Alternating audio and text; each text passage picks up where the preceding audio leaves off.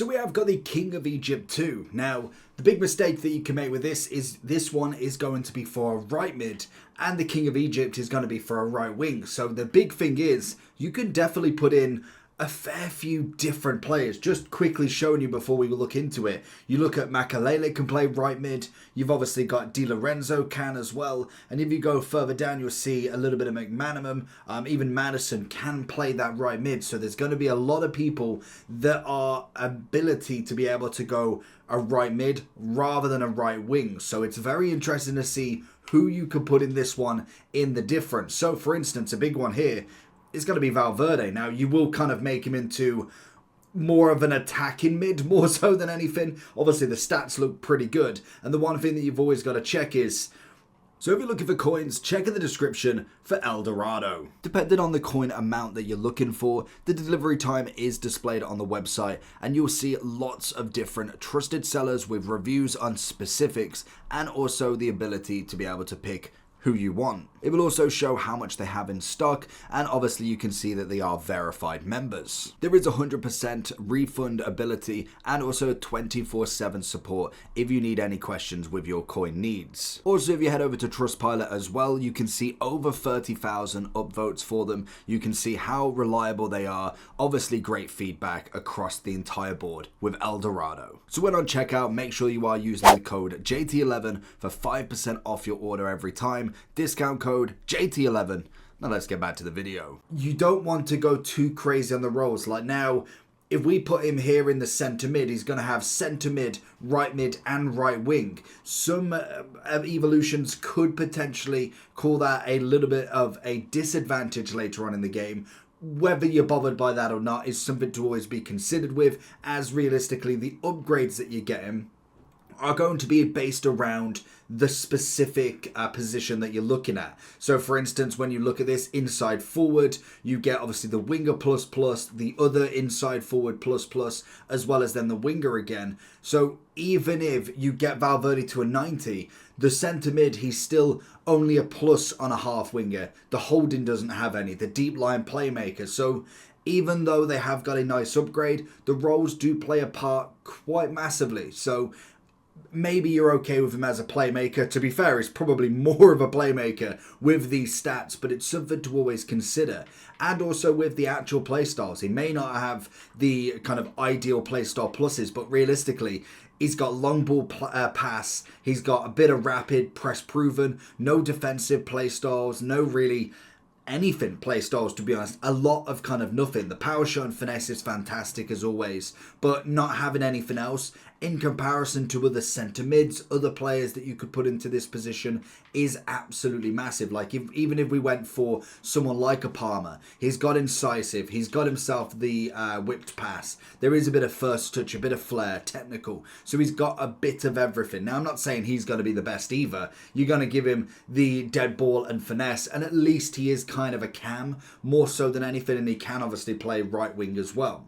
We still can put the likes of Saka in, and the upgrade by the looks of it, by all accounts, is pretty much bang on as well. 88 overall on the max when you look between the both of them.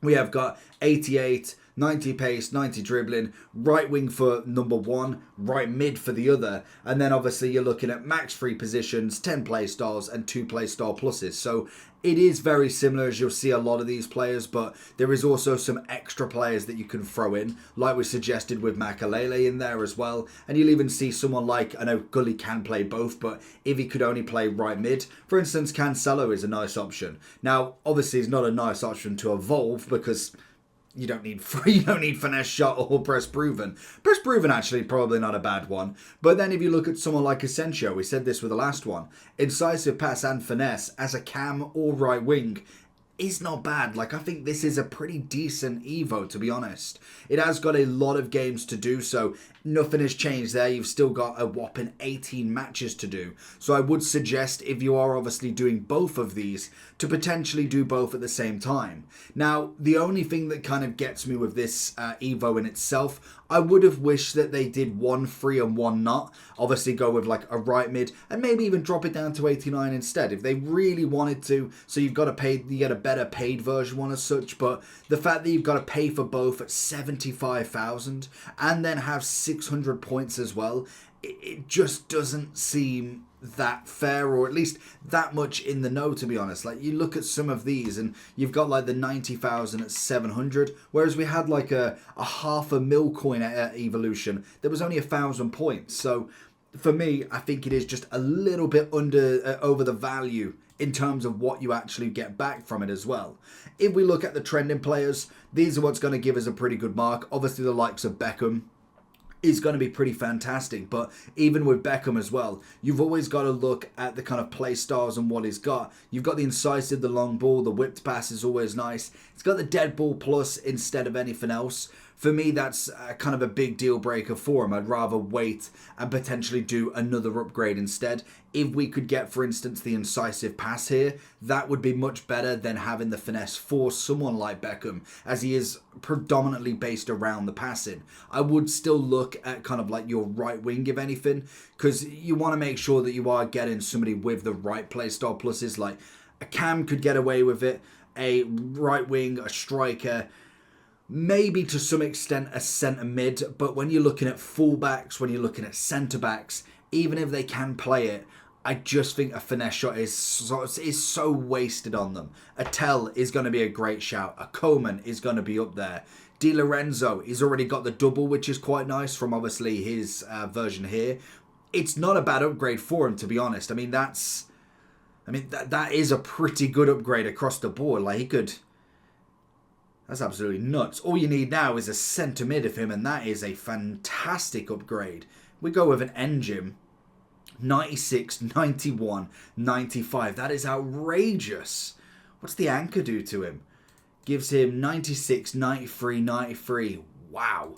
That is a phenomenal card. He's already got the double playstyle plus, so it's not even a waste on him. I think that could be a pretty substantial one for him, to be fair. You've obviously got Brian Gill with the 99 shooting. Makalele with any sort of upgrade is going to be fantastic. He could get away with it because he can play the centre mid. He's already got the jockey, which is nice, and the finesse could be on top, which is all right. Same with the Valverde, is not a bad one. Dumfries, I'd probably just go for the upgraded one anyway. Ramirez could get away, but he's not got the centre mid, so possibly not. And then you'll go through the standard as we go through. I think they are going to be pretty much the standard ones you can see. But in terms of what you go for on this, I would be very careful on just not necessarily going for somebody because their rating's really high. Have a look at their play styles. When you look at someone like Big Man, you obviously got a lot of defensive stats, but is the finesse plus really that worth it? So do pay big attention on the difference between this being the right wing